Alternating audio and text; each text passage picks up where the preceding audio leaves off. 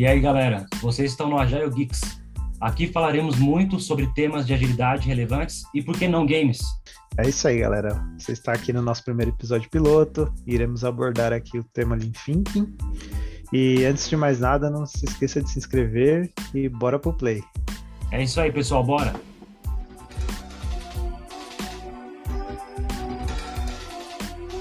Vamos começar então, Daniel. Vamos lá. Vamos Definir o que é valor. O que é valor para você, assim, no seu ponto de vista, assim, do dia a dia, na sua vivência ali, trabalho, vida? O que é valor para você? O que você acha que se encaixaria nesse primeiro fluxo aí de valor do Lean aí, né? Então, Everton, quando a gente olha para os 5 princípios aqui do Lean, né, falando primeiramente aí do definir o que é valor, obviamente quando a gente olha para uma empresa, eu entendo que a gente tem que primeiro analisar qual que é o core da empresa, né, qual que ali é o ponto crucial, que a empresa, se falhar, vai quebrar a produção, vai quebrar o faturamento e vai ter, né, vai perder dinheiro com isso aí. Eu acho que esse é o principal ponto, né, porque a gente vive num mundo capitalista e a empresa está sempre preocupada com o lucro, né? Então, acho que esse é o primeiro ponto. Depois também tem outras cadeias, né? O que é agregar valor para o RH, né? De repente, a gente pode, um exemplo, tá? Eu estou me adiantando um pouco, mas estruturar um fluxo de trabalho, um processo Kanban lá, que o RH ele tem a visibilidade, a transparência de acompanhar, né, a cadência de candidatos, né, de entrevistas. Isso talvez seja um meio de agregar valor para o RH. Já para isso sair um pouco da empresa para a vida, o que é valor para você? De repente, tem pessoas na vida que colocam valor no trabalho, é o primeiro ponto. Outras pessoas colocam Deus, outras colocam a família. Eu entendo que falando eu, Daniel, né? Para mim o mais importante, primeiro, é Deus, depois a família, depois o trabalho. Se eu passar isso à frente tudo, né? Eu deixar minha família de lado, por exemplo, e só pensar em trabalho, focar só nisso, eu acho que eu vou perder muita qualidade com a minha família. E a minha família e Deus é um valor para mim, entendeu? Então, esse é um valor pessoal. Agora, quando a gente fala de valor em uma empresa, primeiro a gente tem que entender qual que é o contexto da empresa, né?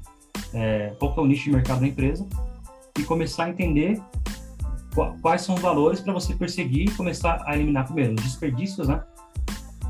As dores, né, da empresa, para que você possa, de repente, ter uma produção mais rápida de medicamento, né? Um exemplo que eu achei, de repente, no caso do Itaú, o banco, ele ter softwares, tecnologias, né, aplicativos aí com maior precisão, para o dia a dia do usuário, com maior usabilidade, facilidade, entendeu? Eu acho que é um termo muito, muito abrangente para a gente discutir, né? É um termo muito aberto, assim. Só que eu entendo que, quando a gente fala de filosofia ágil, né, quando a gente fala de pensamento Lean, você tem que pensar nesses princípios, porque aquilo que a gente já conhece, não, Everton? Agilidade não é ferramenta, não é método e framework. Agilidade é uma filosofia. Antes de você colocar uma ferramenta para alguém trabalhar, você tem que explicar o porquê a pessoa está fazendo aquilo, tá? Eu não sei se você concorda comigo, se você quer complementar alguma coisa, mas eu te faço a pergunta também, né? O que é valor para você? Sim, entendo que valor é realmente isso, né? A qualidade em que a gente confere ali as coisas mesmo, né? Os efeitos, né? Pessoas, uma estimativa positiva ou negativa, né? De algo que a gente teve ali durante a vida, do que a gente acaba trabalhando, né? Do que a gente se propõe a entregar para outras pessoas também, né? Relacionado tanto à questão de... Você pode até colocar aí até questão de sentimento mesmo. Tipo, o próprio amor que você confere para outras pessoas, né? Você define isso como um valor, né? Muitas vezes você pode agregar aquele valor como algo grande ou pequeno, né? Mas você acaba definindo aquilo como algo para realmente você ter uma perspectiva do que você está trazendo de bom ali, tanto para você quanto para outra pessoa, né? Então, se tratando da parte das empresas aí, no geral, né? Quando você acaba focando muito no cliente ali, né? Você pega o seu foco ali no cliente, né? Você quer entregar a melhor experiência, né? Você quer entregar o melhor produto, né? Pegando ali processos internos em que você entregue mais valor para que o seu produto seja muito melhor ali em questões tanto de perspectivas relacionadas à concorrência, à parte de experiência, né? E aí você se pega muito nesse ponto. Então, você acaba definindo ali fluxos, né, dentro de áreas internas ali. Já estou indo até para a etapa 2 aqui, né, que é definir fluxo de valor ali, né? E que a gente começa a pegar pontos de processos ali em que você precisa melhorar para diminuir realmente essa questão de valor que você tem do seu produto final ali, só que entregando uma experiência melhor para o usuário, né? Eu Perfeito. vejo nessa parte, né? Oh, perfeito, Everton. E assim, né, é engraçado quando a gente fala de Lean, dos 5 princípios, eles acabam sendo intrínsecos, né? Então a gente acaba entrando neles. Quando a gente vai falar o primeiro, acaba tendo ligação com o segundo, que é definir o fluxo de valor. E acaba, né, depois a gente vai criar o fluxo de valor, então você acaba tendo essa amarração. Então, né, dando continuidade aí, para a gente não se alongar muito, o que é para você definir o fluxo de valor? Bom, para mim, o que eu acho que é definir fluxo de valor ali é definir ali fluxos ali, etapas ali, em que a gente realmente vai entregando experiências ali para o usuário, né? Em que eles vão tendo perspectiva ali da marca, do produto, e essas pequenas coisas que você vai entregando, né? No final, ele vai te dar essa percepção do todo, seja ela uma experiência positiva ou negativa, né? Então, vamos se dizer assim, vou dar um exemplo aqui. Quando você está acessando um aplicativo, né? E você vai definir lá a primeira experiência de valor ali, que vamos se dizer, que é a parte principal ali, que é o login no seu portal, né? Vamos dizer, ali já é uma pequena parte ali que você vai estar entregando um valor para o usuário, que é a primeiro front ali de acessar a sua aplicação, né? Então, essa experiência que você vai passar para ele, desde já começando da parte de login, né, já vai definir ali se a perspectiva, se a usabilidade do que você está dando para ele ali vai ser uma experiência boa ou ruim, né? Então, muitas vezes, quando você entra num site que você acessa pelo computador, né, PC, você acessa de um jeito aqui, tipo, todo bonito, todo perfeito aqui, consegue acessar, utilizar as aplicações muito bem ali e tal, e aí você vai acessar aquele seu mesmo site no mobile, onde você vê que a responsividade tá uma droga, não funciona, você vai tentar fazer o login, aquilo não te traz uma experiência boa. E eu já tive experiências assim com o próprio marketplace mesmo. Você vê alguns marketplaces aí em que o próprio site o site é diferente da experiência no PC no mobile. E aí você fala, poxa, qual o valor que você está agregando ali, né, nessa parte, né, nessa pequena entrega ali, vamos dizer, né, dessa primeira etapa desse fluxo, né? Então eu vejo que começa a partir desses pontos, né? Perfeito. Você vai destrinchando essa jornada aí do usuário, né? E nesses pequenos valores que você vai entregando para ele. Perfeito, Everton, né? Até complementando o que você está falando, quando a gente pensa em definir o fluxo de valor, a gente já passou pelo que é valor, né? Quando a gente vai definir o fluxo, a gente tem que ver o seguinte: qual que é o meu processo ponta a ponta, né? O end-to-end do meu processo? Quais pontos do meu processo agregam valor? Quais pontos não agregam, mas eu tenho que ter esse conjunto, né, dentro do meu processo, do meu fluxo, porque eles fazem parte da agregação de valor, por mais que eles estão aí, digamos, na segunda prioridade, e atividades que não agregam valor algum, o que a gente chama de desperdício, né? Então, assim, quando a gente consegue mapear um fluxo completo, um processo completo do cliente, a gente consegue identificar aonde estão os problemas de desperdício. É aí que entra a questão do VSM, né, que é o Value Stream Mapping, lá do Lean, que a gente faz aquele mapeamento do fluxo, né?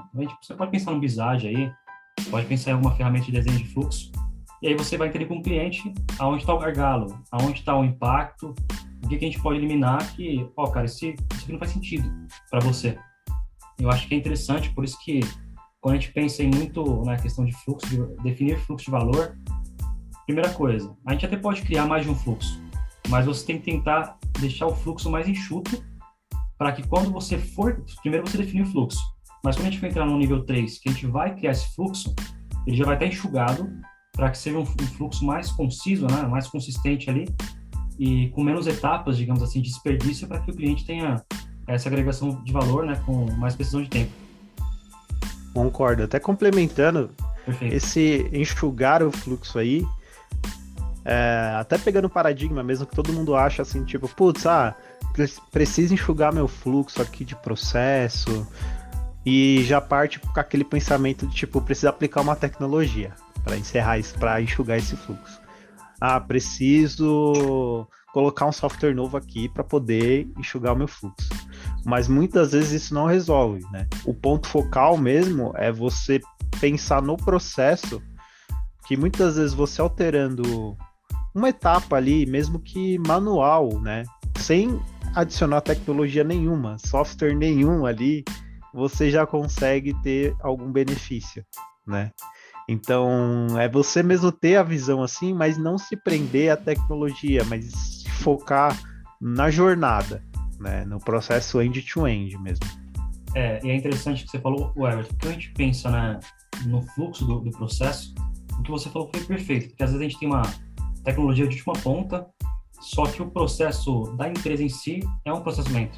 Então, você coloca uma ferramenta muito boa, que ela vai acabar entrando naquela cultura, naquele processo travado da empresa, e a empresa às vezes vai falar para você, né, o usuário que está utilizando, ou algum funcional, algum analista, cara, essa ferramenta não funciona, e na verdade não é ferramenta, é o processo que não está, né, de acordo. Exemplo simples, tem muita empresa grande que eles são muito burocráticos em liberar acesso. O que eu entendo? Eu acho que a empresa ela tem que mapear o seguinte, Everton, quando é algo crítico, aí você tem uma burocracia, né? Tem que enviar um e-mail para aprovação de 2, 3 gestores, tem que subir até para a diretoria, mas aí depende do nível. Só que tem empresas que para tudo tem essa burocracia, então isso torna um processo mais moroso. Então, um simples acesso de um usuário a um sistema específico, que às vezes não é um core, é um sistema que causa grande impacto para a empresa, o usuário ele solicita acesso devido a toda essa burocratização, né, do aceite para ele poder utilizar o sistema. A pessoa perde até uma semana para conseguir utilizar, né, fazer alguma configuração, alguma manutenção do sistema. Então, eu entendo quando a gente fala quando a gente olha para todo o fluxo do processo, a gente tem que pensar, o que me causa desperdício? Talvez a burocratização, digamos, burra, né, ela pode causar desperdício para você aí e perda de tempo. Sim, sim, e você vê que, assim, isso já começa a afetar ali a sua entrega final ali, desde o princípio, né? Então você já vê que alguns processos muito, mas muito burocráticos ali impactam nessa sua velocidade e geram esse desperdício que você falou, né? Porque aí você, de fato, você acaba se perdendo dentro do seu fluxo, se focando apenas naquela parte da entrega, achando que o seu ponto negativo, o seu ponto de não entregar, de não conseguir fazer uma entrega ali naquele time to market ali, no momento esperado ali, né? É por conta dessas partes, assim, vamos dizer assim, do seu desenvolvimento ali, de fato, né? Já pensando ali na parte do downstream ali, já falando um pouquinho, né? Legal. Se focar muito no downstream e não olha um pouco do que você precisa antes, né? Dos processos intrínsecos ali dentro da empresa, né? Certo que isso é algo que realmente vai acontecer em todo lugar, né? Isso tipo, não tem como a gente falar, seria meio que utópico a gente entrar em pontos aqui falando de tipo, putz, que lugar que a gente vai ter um acesso que, tipo, a pessoa entra na empresa e em uma semana ela já tem tudo, né? É meio assim, é meio impossível, né? E tem dois pontos aí, né, Everton? A gente trabalha com tecnologia. Uma coisa são empresas que já nasceram no digital, né? Fintechs, healthtechs aí, já nasceram totalmente digitais. Outra coisa são empresas que são digitalizadas. No caso do banco, você trabalha, né, está tendo transformação digital. No próprio Achei que eu trabalho, está tendo a transformação digital. Mas são empresas que estão saindo do processo mais manual ali, digamos assim, né? E estão entrando, de fato, numa transformação. Então, isso leva tempo e você vai ter muitos problemas, né? Muitos desafios aí para poder conseguir transformar, principalmente, a cultura. E é interessante que quando a gente está falando dos 5 princípios do Lean, quando a gente olha, eu vou definir o que é valor, eu vou definir o fluxo, eu vou criar o fluxo, a produção puxada e buscar pela perfeição, isso aqui me lembra muito o Kanban. Tanto que o David Anderson, que foi o criador do método Kanban em 2010, ele bebeu muito essa fonte. E quando a gente vai para o próximo tópico, Everton, não sei se você quer comentar mais alguma coisa sobre né, o item 3 aqui, que é a criação do fluxo, mas eu acho que a gente já pode falar do 4, né, que é a produção puxada, se você estiver de acordo aí. Não, podemos seguir aí, vamos falando para Perfeito. E é interessante que, assim, quando a gente define, digamos que a teoria ela é sempre muito bonita, né, Everton? Porque assim, a gente entende o que é valor para o cliente, a gente vai mapear esse fluxo de valor, a gente vai criar esse fluxo contínuo, que aí no caso a gente já pode pensar num Kanban, né, que a gente vai definir o fluxo de trabalho para começar a identificar os gargalos, né, os desperdícios e começar a melhorar esse fluxo com o tempo. Aí entra a questão mais do Kaizen. Só quando a gente entra na questão da produção puxada, que é o Just in Time, lá da própria TPS, né, Sistema Toyota Produção, você verifica que esse é um desafio muito grande. Quando a gente fala de upstream, é muito difícil, às vezes as empresas elas têm aquela cultura de, assim, às vezes o upstream, ele digamos, um brainstorm de ideias. Não necessariamente tudo que está em cima vai descer para o downstream para a gente começar a executar. Mas também tem atividades importantes e relevantes que tem que descer para a execução do downstream. Só que o que acontece? O que eu vivo no meu dia a dia? Tá? Vamos trazer nosso dia a dia para o pessoal ver que a gente não está só na teoria. É muito difícil para as pessoas definirem o que é prioridade. Entendeu? Então, assim, quando a gente fala de sistema puxado, é aquela questão, né? Aquela máxima. A gente vai pegar para produzir quando de fato o cliente falar, eu quero isso aqui agora. A gente não vai ter um sistema empurrado, a gente vai ter um sistema puxado. Eu vou puxar a atividade para fazer quando aquilo for importante para o cliente. Só que no mundo de tecnologia, né, eu entendo que esse mundo VUCA que a gente vive hoje é extremamente volátil, né, inconstante, cheio de incertezas aí.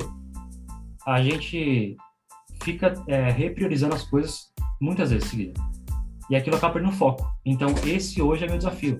Por mais que eu tenha um fluxo Kanban muito bem definido, né, no caso da operação, da sustentação, da tecnologia, chegam muitas demandas que elas são prioridades naquela semana, o analista começa a executar, e aí de repente chega um BP ou um PO falando que não, que mudou a prioridade.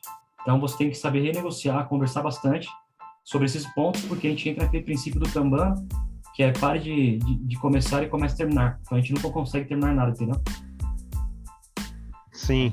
É realmente focar ali nessa questão de produção, realmente de fluxo contínuo ali, né?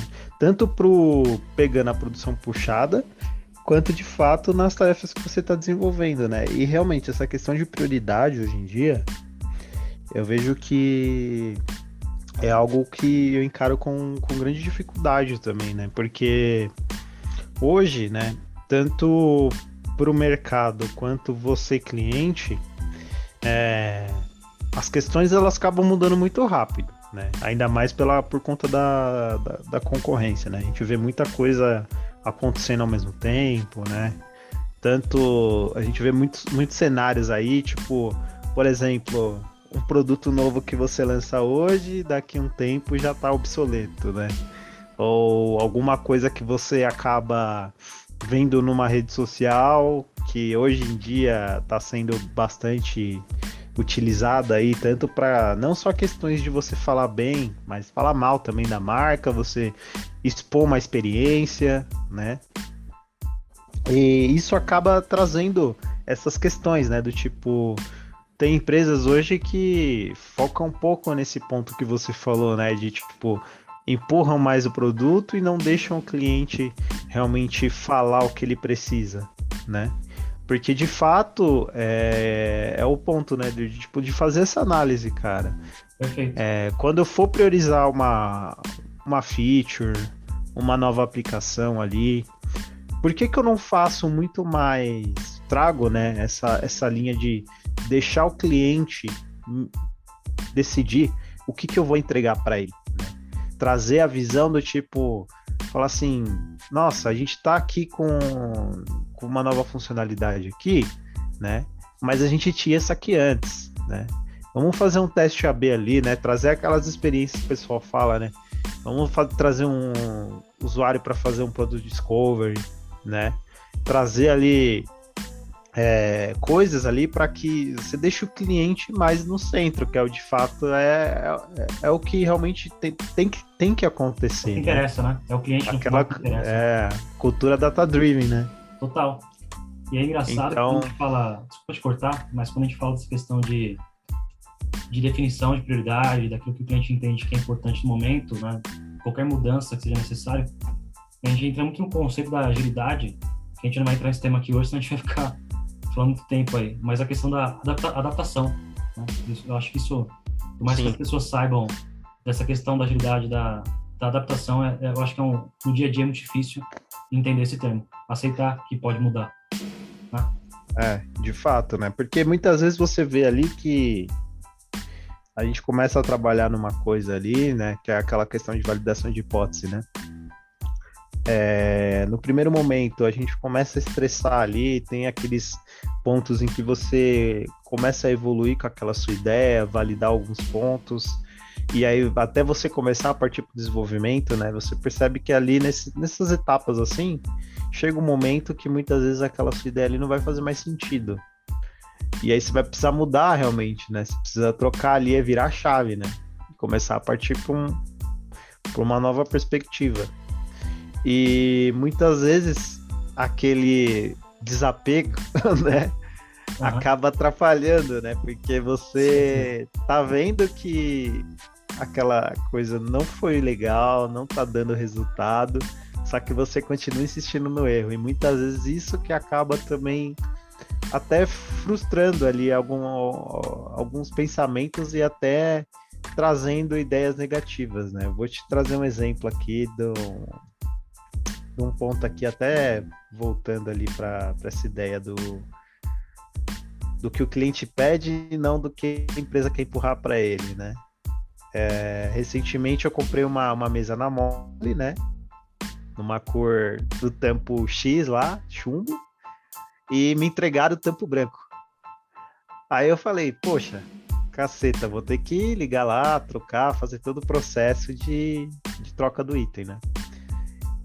E aí que eu me encaro num simples processo assim da empresa, que eu tenho que reembalar o produto,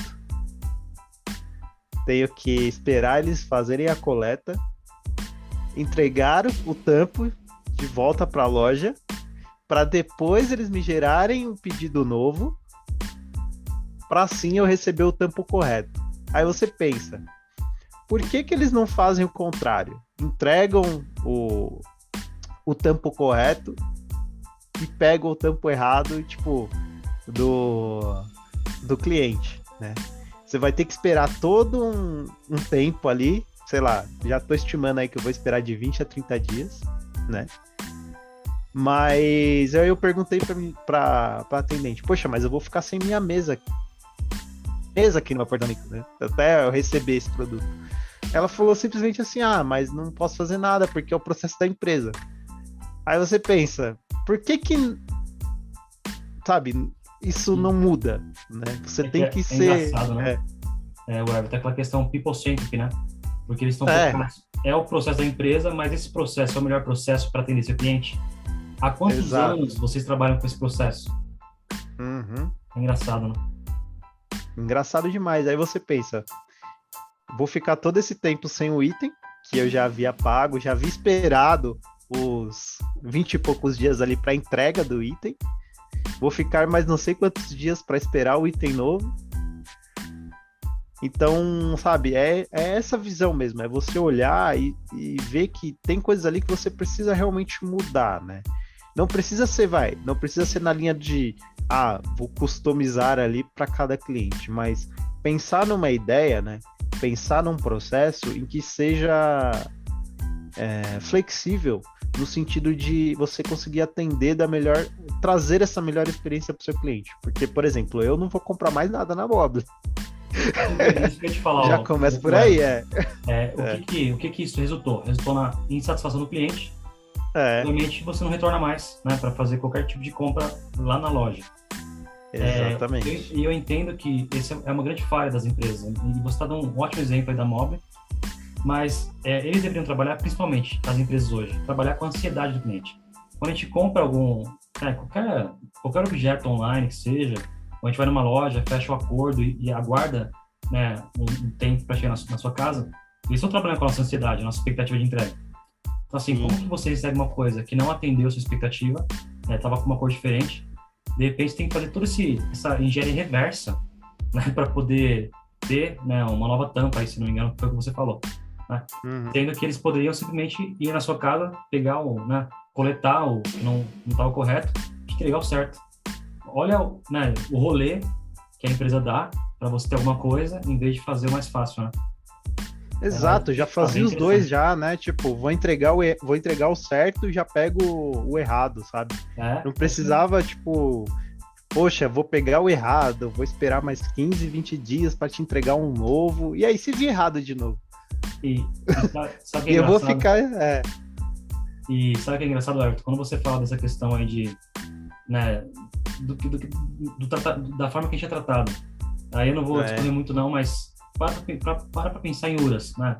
A gente tem diversos tipos de URAs aí, de banco, de, né, operadoras aí de telefone, cartão, cartão. Cara, e quantas várias, vezes, cara, você não cansa de ficar aí apertando, selecionando aí no chatzinho, até você conseguir falar com alguma pessoa. Eu acho que isso aí tem muitas empresas que a URA até é boa, mas tem algumas que você dá uma volta tão grande que você cansa e desiste, entendeu? É, sim. você vê que essa questão Isso, de definir isso quando ela processo, não, né? sei lá, Isso quando ela não te joga para um menu totalmente diferente, que são aquelas URAs mais inteligentes, assim, né? Que com base no que você responde, elas te direcionam para um local. exatamente. É, É engraçado, né, que eu vou até falar uma experiência que eu tive com o Itaú em questão de processo. O que acontece? O Itaú, ele tem um costume de, se eu não me engano, passou das 9 horas da noite, pode ser antes, tá? Eu não vou saber o horário específico. Eu fui uhum. não sei, acho que foi a Mobile também, cara. Acho que tem uma Mobile em Guarulhos e tem uma Mobile ali perto do Shopping D, não é? Não é isso? Uma Uma Mobile em outlet ali Guarulhos da e uma Mobile. onde? Ah, sei. Então, foi na Mobile mesmo. A gente comprou 2 cadeiras para varanda aqui do apartamento. E deixa eu lembrar aqui o que eu... Ah, tá, lembrei. E aí, quando eu fui passar no caixa, custou R$ 800, né, as 2 cadeiras. Tava em promoção, tava na mostra ali, a gente levou para casa. Quando eu fui passar meu cartão, deu compra não autorizada. Talvez pelo horário e um valor mais alto, o banco, por questão de proteção, foi lá e bloqueou minha conta e mandou um SMS. Só que aí que eu fiz? Bom, como eu estava com minha esposa, e para não ficar de ter que ligar no banco, ter que responder SMS, não sabia quanto tempo ia levar para, né, aprovar a compra, eu fui lá e falei assim, ó, minha esposa, passa no cartão. Ela passou no cartão dela. Só que aí depois aconteceu. Ficou pendente no meu aplicativo do banco que eu estava com uma compra, eu estava com meu cartão bloqueado. Desculpa, eu estava com meu cartão bloqueado. Então ele começou a bloquear, né? Vários streams aqui em casa, Netflix, Prime, a própria PSN começou a bloquear tudo. Eu falei, o que está Uhum. acontecendo? Aí quando eu fui olhar no cartão, estava bloqueado devido a essa questão, dessa compra suspeita. E aí, qual que é a jogada aí que eu entendi que poderia melhorar para o cliente? Quando ele pede para você confirmar a compra, ele só fala para você assim, ó, você confirma ou você não confirma? Como eu falei que não confirmava a compra, então ele já bloqueou meu cartão 100%, acabou minha vida, porque eu falei que não, o Everton? Porque minha esposa tinha comprado. Só que aí, Uhum. como o aplicativo ele não foi intuitivo, porque assim, o que seria intuitivo? A minha esposa me explicou depois. Ela falou o seguinte, não, Daniel, se você tivesse colocado sim, confirmava a compra, depois o banco ia ver que foi outro cartão que comprou e isso não ia debitar no seu cartão de crédito. Só que como não estava sendo intuitivo, eu entendi que se eu confirmasse, falasse, se eu tivesse colocado a opção sim, ia me descontar esse valor, entendeu? Aí eu falei não. E quando eu falei não, aí bloqueou tudo. Aí eu tive que ligar lá na central e expliquei Uhum. para a moça o que aconteceu. Ela falou, moça, quando você fala que não confirma a compra, realmente bloqueia tudo e solta o cartão. Aí eu tive que pedir outro cartão. Mas será o Everton, que é uma coisa simples, né? Que para mim não foi intuitiva. Talvez para você fosse intuitiva, tá? Mas para mim não foi. Porque quando perguntou para mim, você confirma a compra? Só tinha a opção sim ou não. Eu falei não, porque se eu confirmar, pode ser que desconte. Só que aí quando você falasse sim, talvez, não, sim, eu confirmo a compra, aí poderia vir uma mensagem, ó, a compra foi comprada por cartão tal. Você conhece a pessoa, esse cartão, entendeu? Eu acho que poderia te levar para mais uma etapa para você saber, bom, beleza, eu vou dar um confirmar aqui e aí a compra não vem para mim, tem outro cartão, entendeu? Coisa pequena, você viu, né? mas que na hora você travou ali e falou, rapaz, se eu falar sim, vai descontar no meu cartão de crédito. Se eu falar não, vai bloquear tudo, entendeu? Eu prefiro que bloqueie. Você fica meio que naquela situação, entende? Tipo, puta, o que eu faço? Confirmo, não confirmo, né? Exatamente, entendeu? Enfim, eu sei que eu discorri bastante aí, mas pra gente, acho que a gente já tá tomando bastante tempo, né? Mas vamos falar do último ponto aí, o Everton, que é busca pela perfeição. O que você entende sobre essa questão? Olha, eu entendo que busca pela perfeição ali é você realmente, você já conseguiu ali eliminar os desperdícios, né, das etapas ali que você tinha naquele seu fluxo, né? Você já conseguiu diminuir bastante, né, ou mitigar aqueles fluxos que a gente acaba falando ali, que são aquelas etapas em que você acaba meio que interrompendo bastante o usuário ali, né? Que são aqueles fluxos ali que você vê que o usuário acaba meio que parando, né? Então, e você vai meio que melhorando realmente o seu processo, né? Então você percebe que você já vai tendo um ganho, que você, por exemplo, já está gastando menos matéria-prima para desenvolver aquela mesma quantidade de produtos que você fazia, ou até mais do que você pretendia, né? Você vê que os seus esforços ali na avaliação do que você está entregando, ele tem melhorado. Então, entendo que essa busca pela perfeição é você vendo que as aplicabilidades ali da sua melhoria contínua, né, ela vai surtindo efeito e você vai maximizando o valor do seu produto, né? Você vai vendo que o seu cliente está mais satisfeito com o que você está entregando e com isso também elevando o valor da marca, né? Da marca, do produto, do que você está entregando para ele.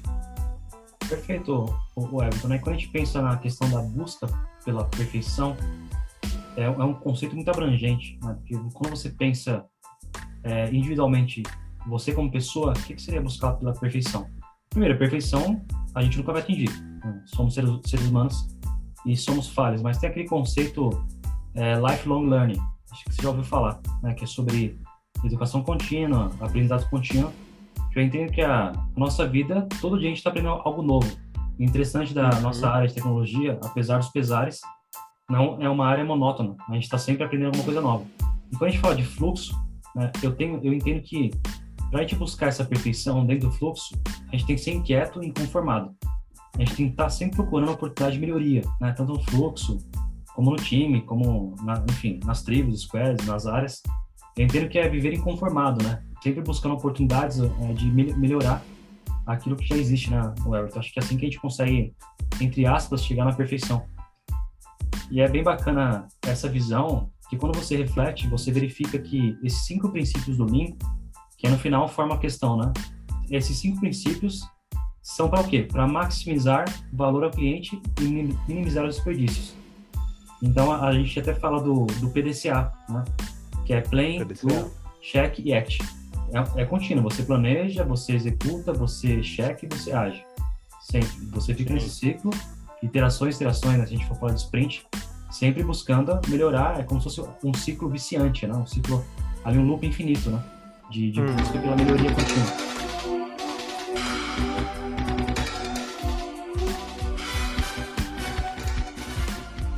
Galera, obrigado por ter ficado até aqui conosco. Fique à vontade para enviar críticas, sugestões e conteúdo. Tamo junto. É isso aí, galera. Faça sua inscrição, deixe seu like. Valeu e até a próxima. Tchau, tchau.